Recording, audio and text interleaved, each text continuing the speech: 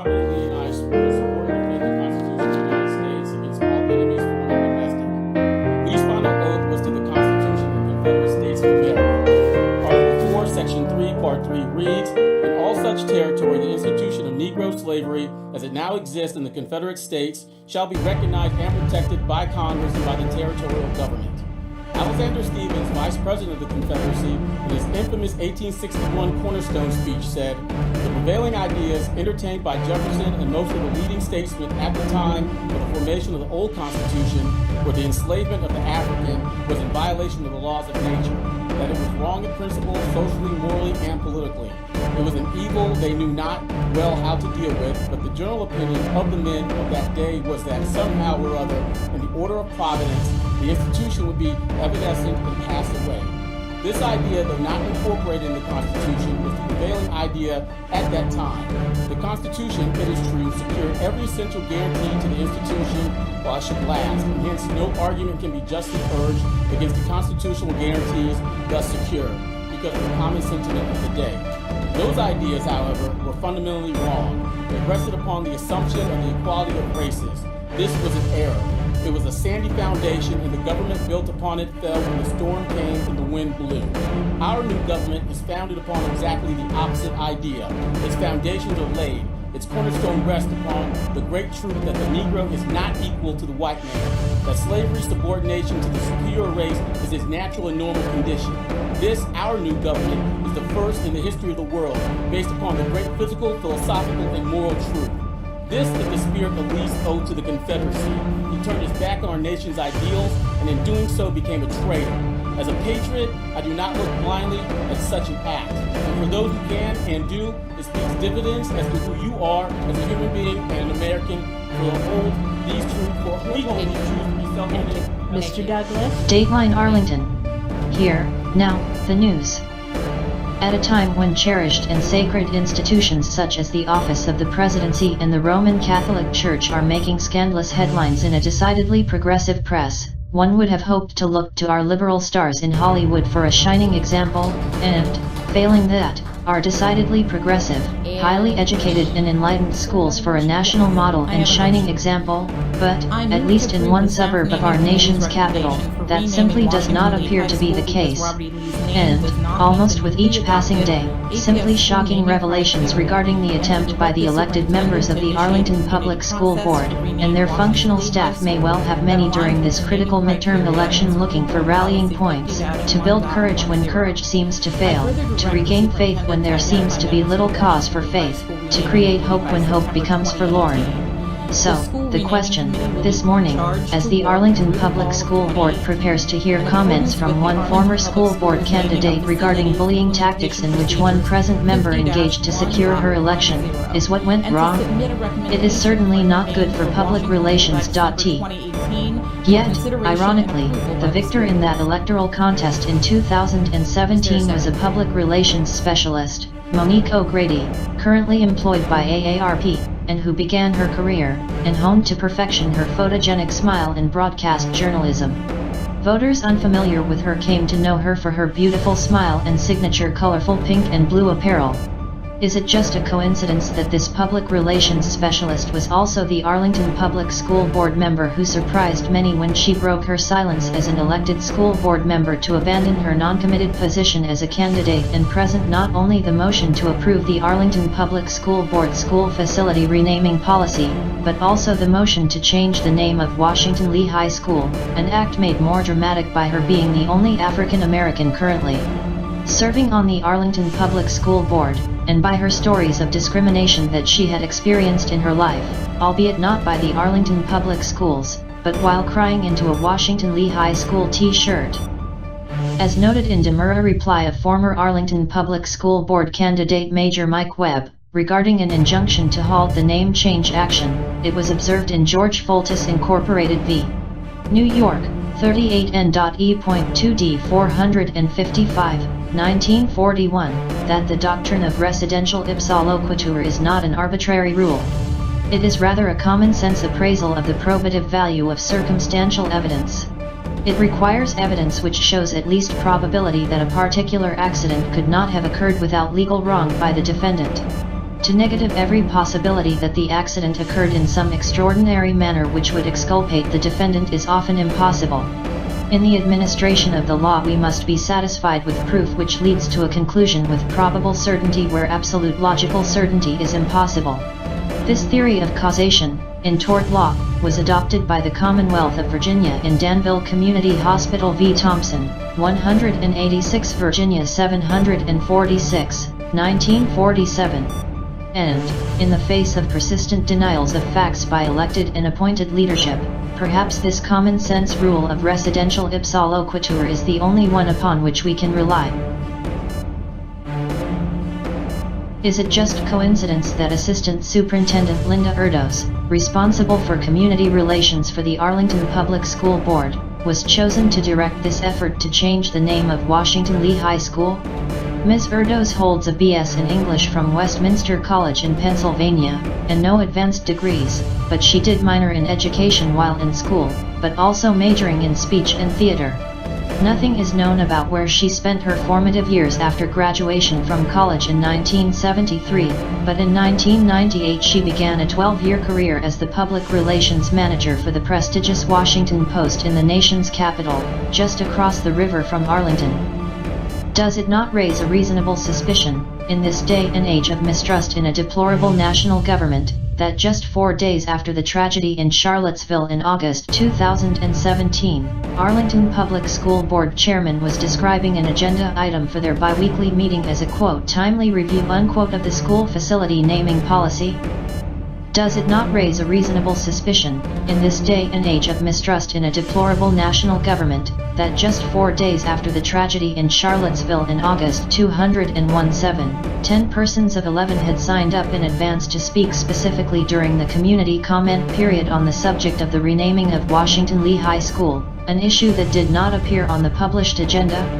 The only issue published on the agenda was the proposed policy for renaming of all school facilities, an issue removed from Arlington Public School Board consideration upon the motion of Superintendent Dr. Patrick K. Murphy, after the public comments period, and after one Arlington Public School Board member, James Lander, the only African American board member, who had been recently ousted as the Democrat Party nominee by Ms. O'Grady, broke precedent and addressed his fellow members at length in opposition to a name change that was not on the published agenda.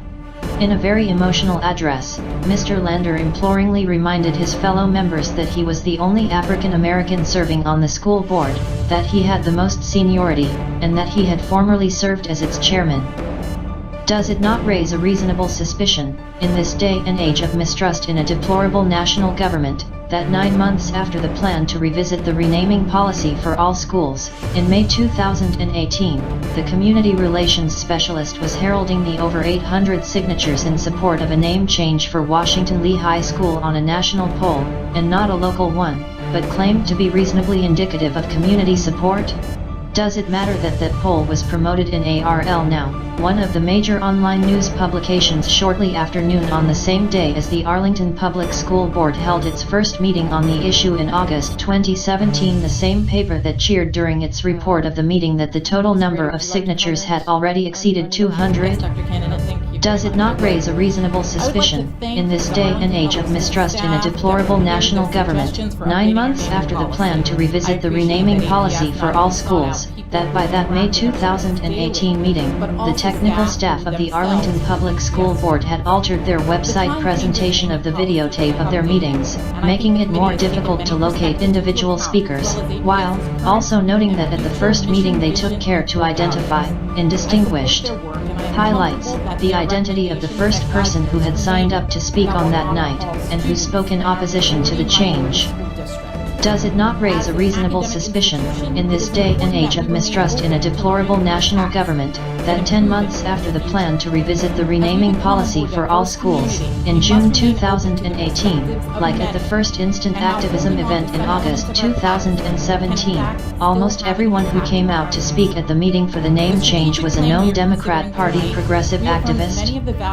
Does it not raise a reasonable suspicion, in this day and age of mistrust in a deplorable national government, government, that 10 months after the plan to revisit the renaming policy for all schools, in June 2018, that beyond there being no time for the procedure implemented for renaming to have occurred when the Arlington Public School Board immediately passed the name change of Washington Lee High School after ratifying the new facility renaming policy, the agenda action item was not even published on the agenda. Does it not raise a reasonable suspicion, in this day and age of mistrust in a deplorable national government, 9 months after the plan to revisit the renaming policy for all schools, that the sole speaker who has become the unofficial spokesperson for the Arlington Public School Board, Terrence Sims, II, did not even attend the Arlington Public Schools, much less Washington Lee High School? Does it matter that his only stated qualifications for appearing on media interviews regarding the topic are the fact that, like General Lee, he is a Virginian, and like General Lee, he attended the United States Military Academy at West Point, and perhaps because he is an African American and angry? However, it is very significant that Terrence Sims is a professional activist. The Jim Crow era that followed. One example of that is the actual naming of Washington Lee High School. General Lee's name and other symbols of the Confederacy were immortalized, not just to honor Lee, but does it not raise a reasonable suspicion, in this day and age of mistrust in a deplorable national government, 9 months after the plan to revisit the renaming policy for all schools, that the sole speaker who has become the unofficial spokesperson for the Arlington Public School Board, Terrence Sims, II, did not even attend the Arlington Public Schools, much less Washington Lee High School? Does it matter that his only stated qualifications for appearing on media interviews regarding the topic are the fact that, like General Lee, he is a Virginian, and like General Lee, he attended the United States Military Academy at West Point, and perhaps because he is an African American and angry? However, it is very significant that Terrence Sims is a professional, who has presented himself to the public as performing these activities because of his community concerns. It is significant that he was the adult African American to become engaged in the effort to change the name of Washington Lee High School, an issue about which even Arlington Public School Board member Monique O'Grady did not even mention during her political campaign. Moreover, it is noteworthy that the Arlington NAACP was not even aware of the entire issue until they received a report from their member on the Arlington Public School Board, Tanya Talento, almost 2 weeks after the entire issue was voted upon and approved by the Arlington Public School Board. But it is truly a shocking revelation to learn that Mr. Sims, who posts many pictures on social media boasting about his connections with high-level Democrat Party leaders, apparently also has a less than commendable personal conduct record, yet he is the one accusing General Robert E. Lee of being a criminal, and not worthy to have his name on any school building, and an idea that the Arlington Public School Board unanimously endorsed, even nullifying a grant of federal pardon that the revered Virginia had received shortly after his surrender at Appomattox and the beginning of his work to restore a more perfect union. Perhaps, criminal behavior has a different meaning in the current age, and perhaps the educated and enlightened leaders, elected by a popular vote, are in the best position to choose for the community the standards of right and wrong, good and evil. But, today, that is the way that it was in Arlington, Virginia. Stay tuned for updates as they develop. We get the news as it happens, and we get it to you before anyone else. Back to you, in the studio, Mo.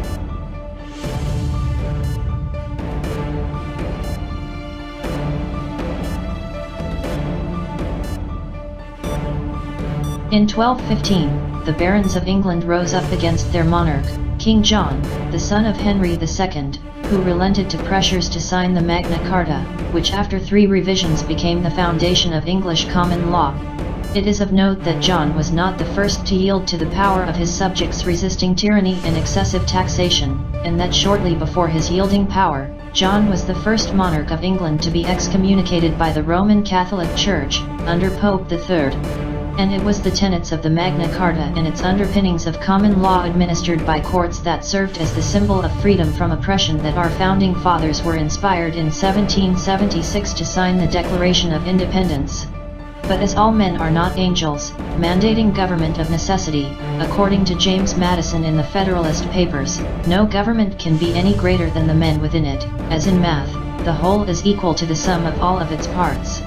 And it marks tragic irony for this long train of abuses and usurpations to have been perpetrated in the Commonwealth that contributed to our Constitution most of those liberties preserved in the Bill of Rights, and a far more heinous impeachment had these acts occurred in the municipality that delivered victory in 2016 to the Democrat Party nominee, Hillary Rodham Clinton, as Dr. Martin Luther King, Jr. stated, "Injustice anywhere threatens justice everywhere." Coffee is for closers. Do I have your attention? I know that you are interested. Have you made your decision for Christ? Now is the time for action. But you have the right to remain silent. This is Action News. Stay tuned for updates as they develop. We get the news as it happens and we get it to you before anyone else. Back to you, in the studio, Mo.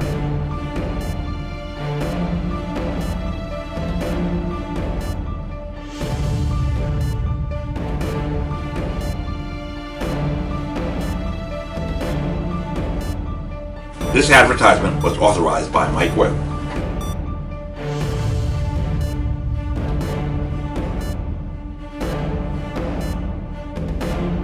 Today, those ideas, however, were fundamentally wrong. They rested upon the assumption of the equality of races. This was an error. It was a sandy foundation, and the government built upon it fell when the storm came and the wind blew.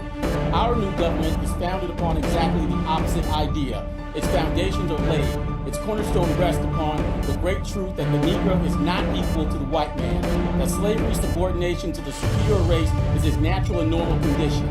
This, our new government, is the first in the history of the world, based upon the great physical, philosophical, and moral truth. This is the spirit of Lee's oath to the Confederacy.